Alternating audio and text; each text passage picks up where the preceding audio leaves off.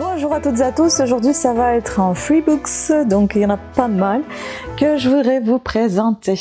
Dans un premier temps, on a ce gros livre, que j'ai depuis un petit moment d'ailleurs, je ne sais plus d'où il vient celui-là, de Nicole Gérard, 7 ans de pénitence. Il n'y a pas de résumé comme vous pouvez voir, mais je vais vous lire quelques extraits de texte, et c'est assez attirant, j'ai envie de le découvrir. Donc c'est un club, livre club, hein.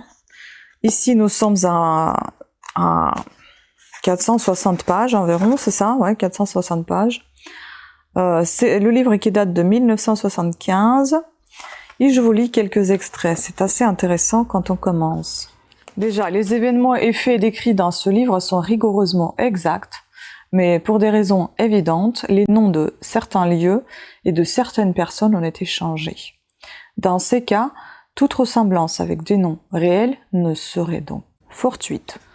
Alors, 7 ans de pénitence. C'est un prologue, hein. 7 ans de pénitence partagé entre la Requête et Rennes. Et puis un bon matin, c'était le 5 juin 1970. Ah mais attendez. C'est pas ça. Je vais pas vous lire le prologue, je vais vous lire le procès. La partie 1, je vais lire juste deux petits paragraphes et c'est ça qui m'a attiré en fait. Je n'ai pas lu le prologue. Tout est parti du fait que j'ai tué un homme. 4 mots, difficiles à dire, difficiles à entendre, difficiles à pardonner. Un jour, j'ai chargé un fusil, j'ai traversé une rue, un fusil sous le bras, je suis entré dans un restaurant où je savais que se trouvait cet homme. Il avait terminé son repas et lisait un journal en buvant son café. Il était là-bas, au fond de la salle, et j'ai tiré 2 fois. Le pire n'est pas l'acte. L'acte a l'air d'une conclusion. Ce qui est effarant, ce n'est même pas l'engrenage qui suit cet acte. Enquête, témoignage, instruction. Ce sont les tonnes de papier imprimés consacrés à l'inconnu que j'étais, déversés sur elle comme un tombeau. Je pense que c'est tombeau, je ne sais pas, mais c'est comme un tombeau de pierre. Voilà, donc c'est assez intriguant, j'ai envie de savoir davantage. Donc c'est une histoire vraie, d'après une histoire vraie au final. Ensuite, bon, je vais continuer avec les livres brochés. J'ai trouvé Juliette Benzoni, Le prisonnier masqué. En très bon état. Nous n'avons pas ici de jaquette, donc pas de résumé. C'est le tome 3. Pareil, édition France Loisirs. Et on verra si j'ai la suite ou le début, je ne sais pas. Si c'est 3e tome, c'est le dernier. Ou il y a encore une suite, ça je sais pas. Donc à découvrir, Juliette Benzoni, j'aime beaucoup. Ensuite, dans les vieux livres encore, j'ai trouvé ces 2 livres-là. On dirait la même collection. Ça donne envie de les découvrir. Je bois un coup, excusez-moi. Donc ici, j'ai 2 livres de Christian Berdanac, édition France Empire. Et là, j'ai Les médecins de l'impossible. C'est l'année 1968. Donc ce livre est dédié aux médecins déportés. Donc voilà, on va parler de la guerre. Le livre n'est pas relié, donc du coup, il est très fragilisé. Ah bah oui, en fait, il se déchire. Il se déchire. Bon, je vous lis quand même 4e de couverture. Ici, nous avons 441 pages. Mauthausen, Buchenwald, Dachau, Auschwitz. Chaque camp de concentration a connu tout au long de la Seconde Guerre mondiale d'innombrables miracles médicaux réalisés par des médecins déportés.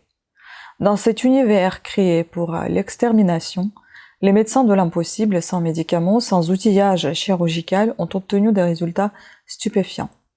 Christian Bernadac a recherché et retrouvé 150 médecins ayant exercé dans les revières, les infirmeries, des camps de concentration, 100 infirmiers et 300 déportés protégés, cachés, guéris ou amputés par leurs camarades.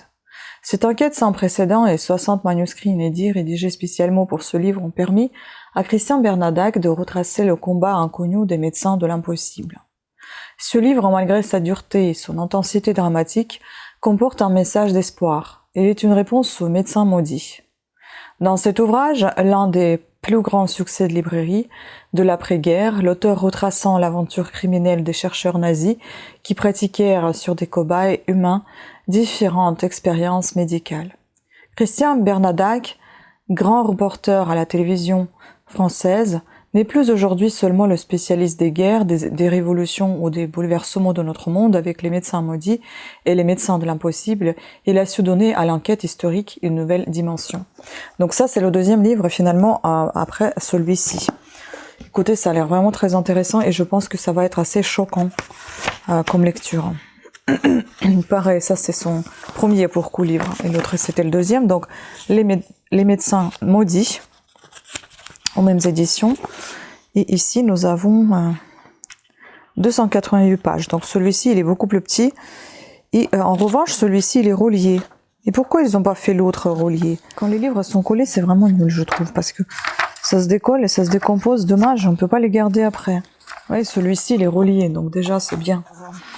Les expériences médicales tentées sur les déportés des camps de concentration restent le chapitre le moins connu et le plus atroce de l'histoire de Reich nazi. Des médecins allemands, des professeurs de l'université choisis par Himmler, acceptés par Hitler, renièrent toutes les règles morales de leur profession et pratiquèrent plusieurs dizaines d'expériences différentes sur ce matériel humain, voué à l'extermination. Des 7 ou 8 000 cobayes traités, moins de 500 sont revenus vivants. L'auteur a recherché et retrouvé ces survivants marqués à jamais par l'épreuve subie. Leurs témoignages et le dépouillement d'archives pour la plupart inédites ont permis à Christian Bernadac de retracer la monstrueuse aventure de ces chercheurs criminels, la souffrance et la mort des cobayes déportés. Christian Bernadac, grand reporter à la télévision française, suit sur place depuis 10 ans les conflits de notre monde, Vietnam, Saint-Domingue, Algérie, Congo, Yémen, Cachemire, Chypre, Aden, Laos.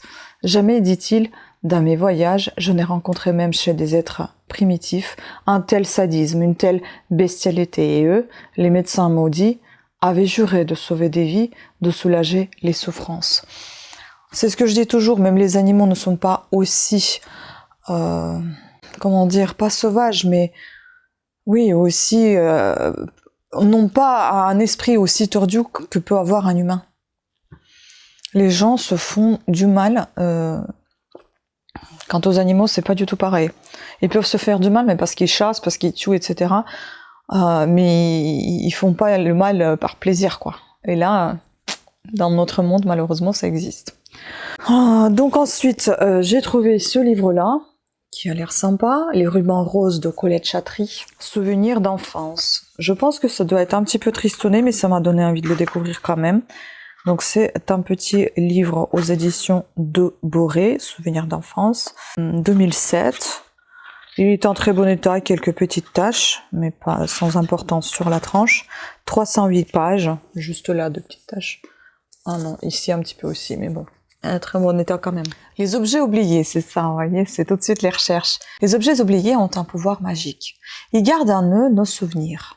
Alors qu'elle fait du rangement en compagnie de sa petite fille Capucine, la découverte d'un cahier d'écolière ramène Marguerite à l'année de ses 8 ans.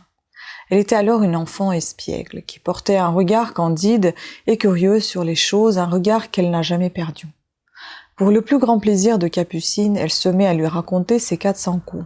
L'épisode malheureux où elle se retrouve coincée dans la chatière, la saveur délicieuse de la crème goûtée en cachette dans la cave, tout est meilleur quand c'est interdit, et 1000 autres moments marquants de cette année d'enfance. Dans ce dialogue complice entre une grand-mère et sa petite-fille, Colette Chatry réussit un récit pétillant de tendresse et de malice. J'adore les rapports enfant-grand-mère. J'aimais beaucoup ma grand-mère.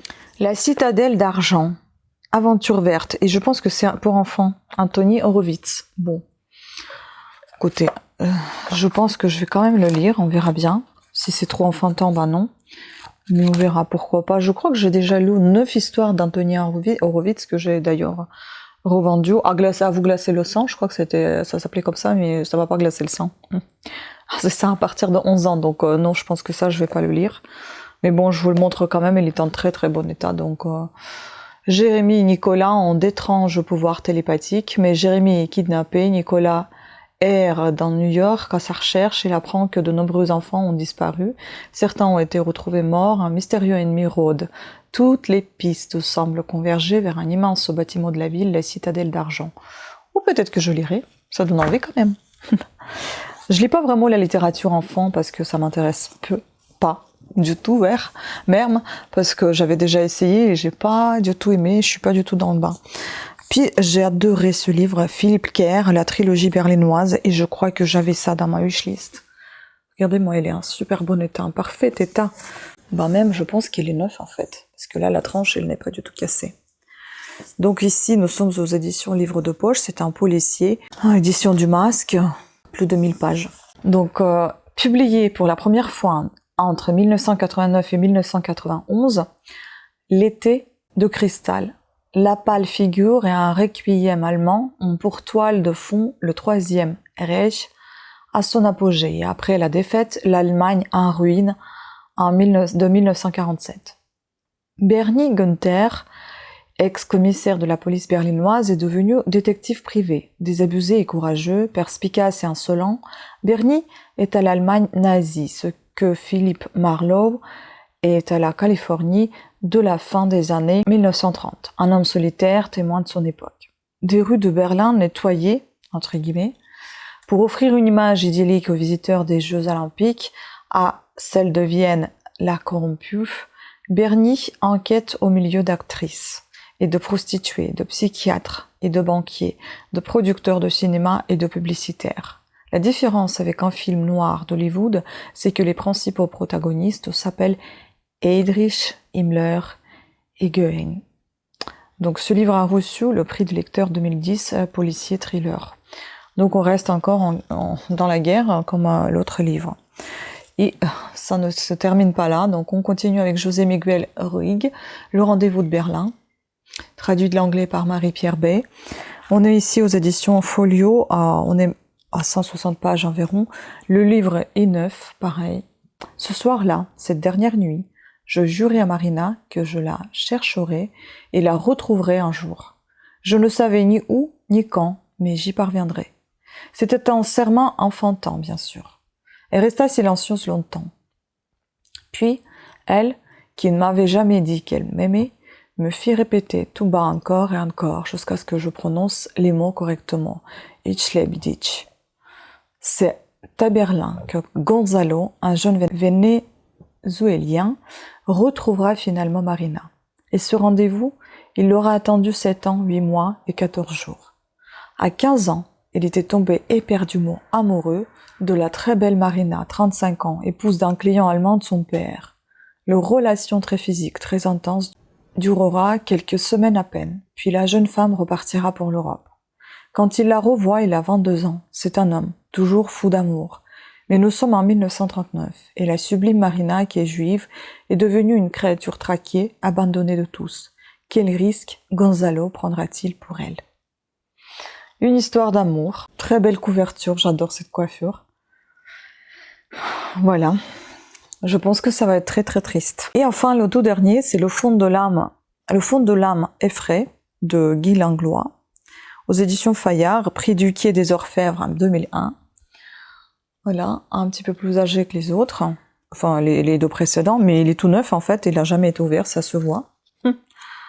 Et il a combien de pages? On est à peine à 400 pages ici. Alors, homme d'âge mûr, bon vivant, issu d'un milieu ruiné, aisé, mêlé à des agissements douteux. Tel est le profit des victimes de 3 meurtres abominables. Retrouvés attachés d'une étrange manière, bâillonnés, veines tranchées, un morceau de tulle blanc à côté du corps, ces hommes se sont vus mourir. Le commandant Pierre Bidard se retrouve au cœur d'une enquête aux rebondissements multiples. Partie finie, chantage, une autre piste se dessine bientôt. Les victimes étaient mêlées à un important projet mené par un promoteur sans scrupules. Les suspects et les témoins se succèdent. Seule certitude des policiers, le serial killer est une femme. Mais laquelle? Des notations psychologiques très fines, un réalisme parfaitement documenté, un style alerte servent le suspense qui reste entier jusqu'au dénouement tragique, le fond de l'âme effraie. Un peu d'auteur. Guy Langlois a fait ses débuts dans le milieu de la publicité, journaliste, auteur de nombreux articles et ouvrages sur la gastronomie, les vins et le tourisme, il est aussi écrivain. Il a publié Mort et passion d'un amateur de jardin chez Balin un roman aujourd'hui épuisé. Voilà, écoutez, c'était tout. Je pense que de bonnes lectures m'attendent, certes pas très gai, mais je pense très intéressantes, enrichissantes, voilà, historiquement. Dites-moi ce que vous en pensez, est-ce que vous avez déjà lu quelque chose de ces livres ou de ces auteurs? Pensez à vous abonner, à activer la petite cloche de notification afin d'être averti de nouvelles sorties de vidéos. Je vous embrasse et je vous dis à très bientôt. Ciao.